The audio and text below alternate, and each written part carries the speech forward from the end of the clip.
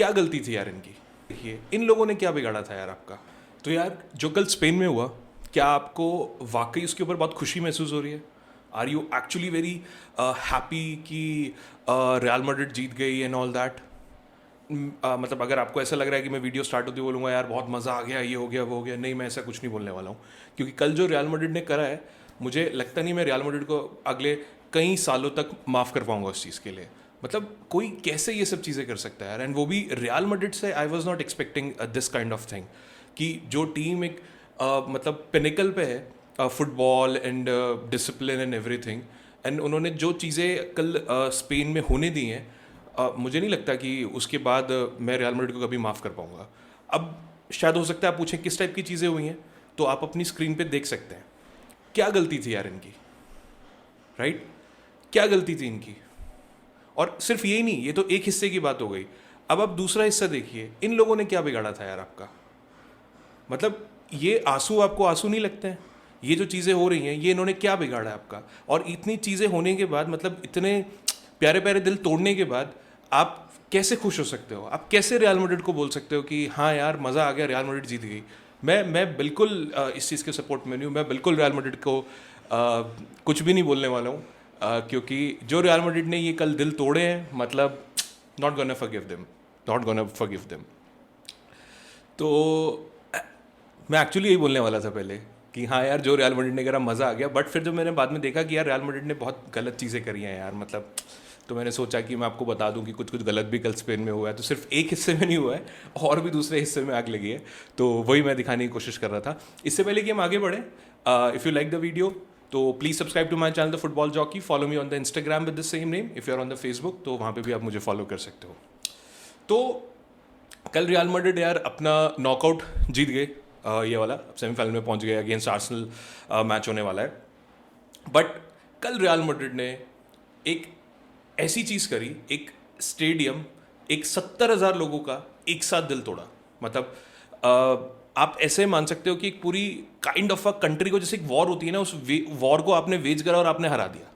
अब उस पूरी कंट्री का दिल तोड़ दिया। मतलब शायद मुझे लगता है इतिहास में ऐसा, मतलब पहली बार भी हुआ है। कैंप नाउ में भी तो ज़्यादा लोग बैठते हैं, वहाँ तो अलग चीज़ हो गई। बट कल जो रियल मैड्रिड, पर प्रॉब्लम इज दैट कि रियल मैड्रिड ये इनके साथ कॉन्टिन्यूस करती आ रही है, साल भर साल, हर साल कहीं ना कहीं, कभी ना कभी। मतलब डियागो सिमियोनी की राशि में राहु हो गए हैं बिल्कुल रियल मैड्रिड वाले। एंचेलोटी तो मैं बोलूंगा नहीं वहाँ पर, मतलब एंचेलोटी ही जीते हैं काइंड ऑफ घुमा फिरा के। ला लीगा में ये रिवर्स हो जाता है, ला लीगा में डियागो सिमियोनी जो है वो राहु बन जाते हैं रियल मैड्रिड के लिए। बट यूसीएल जब आता है तब रियल मैड्रिड का जो भाई ऑरा होता है ना, मतलब आउट ऑफ द वर्ल्ड। मतलब ऐसा लगता है कि एक अलग ही पावर या एनर्जी इनके अंदर आ जाती है। हालांकि जिन पॉइंट्स में मैं बात करना चाहता हूँ आपसे, मतलब ठीक है ये सब खुशी और ये सब बहुत अच्छी बात है, जीत गए and all that, but I am not happy with the performance of Real Madrid, and it's a reminder कि जो कल हुआ है वो वापस हो सकता है। वो तो एटलेटिको मैड्रिड थी, शायद बच गए, जो इस टाइप की टीम है जो आपकी पाक द बस करके खेलती है। मतलब जिस टाइप की performance Real Madrid, and I am not, I specially want to talk about Mbappe and Vinicius. मतलब आपका अटैक कहाँ पे है? आप किस टाइप का मैच खेल रहे हो? डिफेंस की चलो ठीक है, मैं शायद उतनी बात नहीं करूंगा। हालांकि 35 सेकंड के अंदर गोल खा जाना, मतलब यार ये तो मतलब हाइट्स, इसको बोलते हैं हाइट्स। एंड एज यूजुअल जो हमारा अटैक था वो वापस से सफर होता हुआ दिखा। मैं एंचेलोटी को टू बी ऑनेस्ट हमेशा क्रिटिसाइज करता हूँ, मैं कल के मैच के लिए भी क्रिटिसाइज कर सकता हूँ, बट कुछ 3 से 4 पॉइंटर्स हैं जिसके लिए मुझे ऐसा लगता है कि एंचेलोटी वाकई एक स्मार्ट कोच है डेफिनेटली।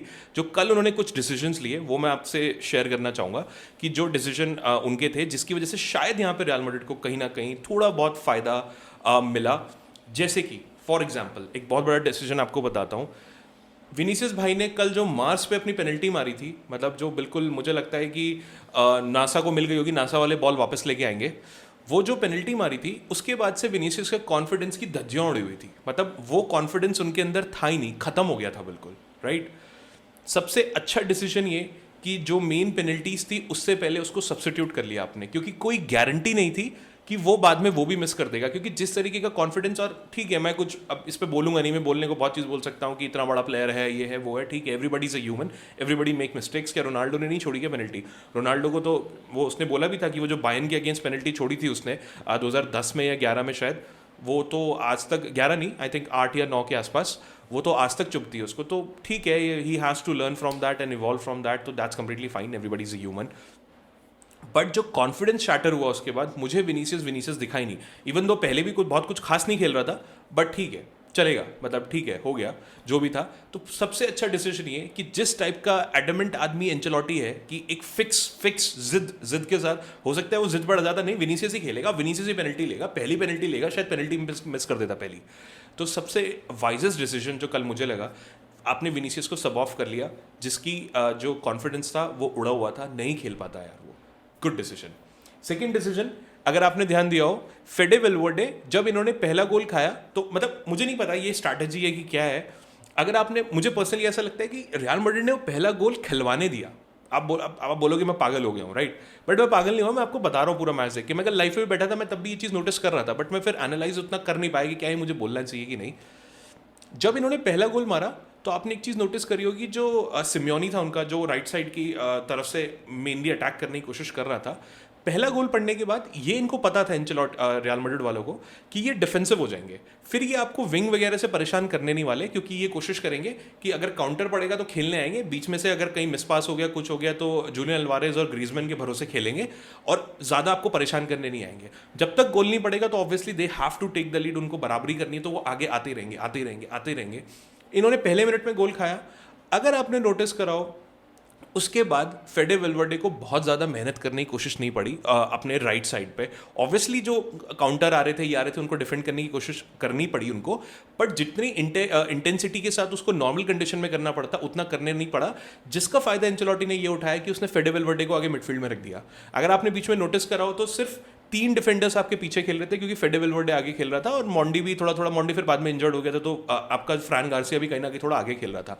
तो फेडे वेल्वर्डे ने का जो ये चेंज करा, ये जो टैक्टिकल उसकी पोजीशनिंग चेंज थी, ये मुझे लगता है बिल्कुल गेम की रीडिंग बहुत ज़बरदस्त थी। मुझे नहीं पता शायद ये डेविड एंचेलोटी करता है या फिर एंचेलोटी करता है, कोई तो करता है, मुझे नहीं पता बाप बेटों में से।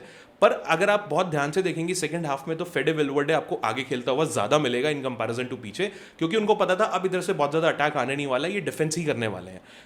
That is a very great example of presence of mind जो मुझे लगा, ये 2 एग्जाम्पल। उसके बाद तीसरा एग्जाम्पल मैं आपको बताता हूँ, शोमनी बहुत अच्छा खेला मेरे हिसाब से, तो ठीक खेल रहा था यार, कुछ ऐसा बुरा मैच नहीं खेला, पर 65 मिनट में उनको येलो मिल गया था। रेड, जिस तरीके का मैच था, जिस तरीके से थिएट्रिक्स करती है एटलेटिको मैड्रिड, वो अपने उस पर कॉन्टिन्यूस लगे हुए थे और ये करेंगे, मुझे लग रहा था कि ये, तो उनकी मेन कोशिश वही थी कि एक आधे को रेड दिलवाओ।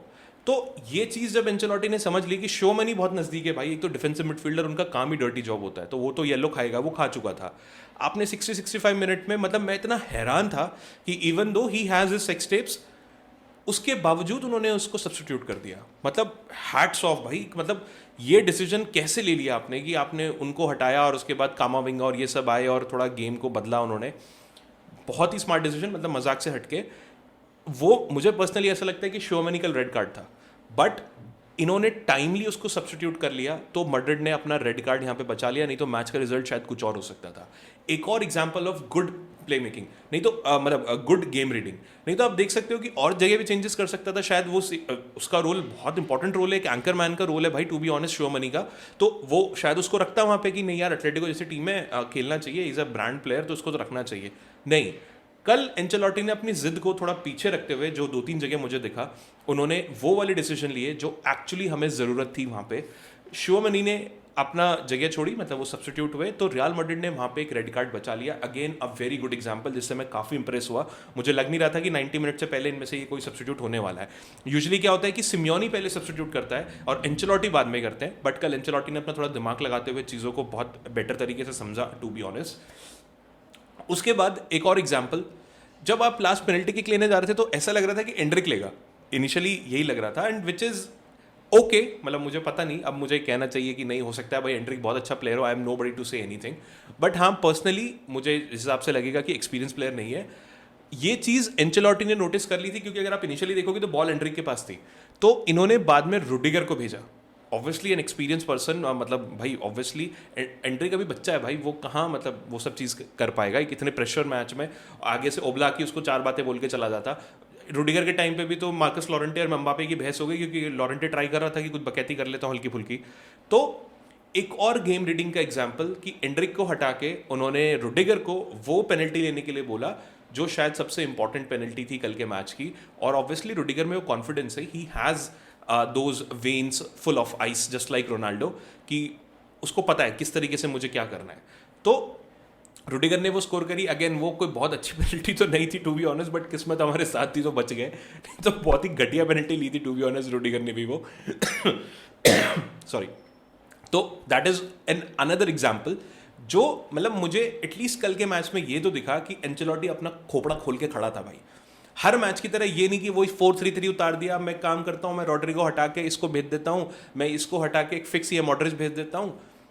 जो चेंजेस थे वो डायनामिक थे, बट हाँ मैं अभी भी एक चेंज के अगेंस्ट था कि ठीक है आपने मॉडरिच खिलाया, मुझे लगता था ब्राहिम डियाज को आपको खिलाना बनता था, क्योंकि आप अगर देखोगे बाद में भी Brahim Diaz was good, intelligent runs, tackles, interception, defensive उसमें हेल्प करना वाकई। आप चाहे कुछ भी कहो, नो डिसरिस्पेक्ट टू मॉडरिच, मैं बहुत बड़ा फैन हूँ, मैं ऑलरेडी वीडियो बना चुका हूँ मॉडरिच के ऊपर, बट इस टाइप के इंटेंसिटी वाले मैच में मे बी आप शायद मॉडरिच को 60 मिनट्स बाद ले आते, मे बी शायद शोमनी की जगह इसको शिफ्ट करते, और रॉड्रिगो को शायद, जो ऑब्वियसली बाद में करा, रॉड्रिगो ने कुछ नहीं करा था पूरे मैच में कल भाई, मतलब ठीक है may be he had a bad day, नहीं तो यूसीएल में रॉड्रिगो का बैड डे कभी होता नहीं है यूजुअली, बट ठीक है जो भी था, मैं शायद थोड़ा इसके खिलाफ था, क्योंकि मुझे लगता है कि ब्राहिम डियाज ने अपनी जगह अर्न करी है वहाँ पे यार। तो ठीक है अब जो भी है, मतलब वो एंड में बोलते हैं ना कि सब अच्छा, तो अगर वो अच्छा हो गया तो सब अच्छा हो गया, अब ठीक है जो भी है।